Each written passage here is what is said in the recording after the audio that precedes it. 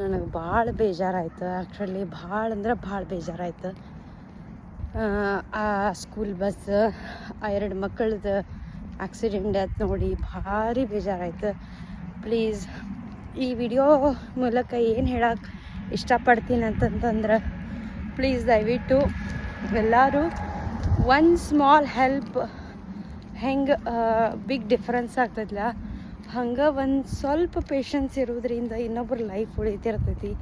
Please ಅದು accident ಆಗಿದ್ರು, by mistake ಆಗಿದ್ರು, ಪ್ಲೀಸ್ ದಯವಿಟ್ಟು ಲೈಫ್ನ ಪೇಷನ್ಸಿಂದ ಇರ್ರಿ.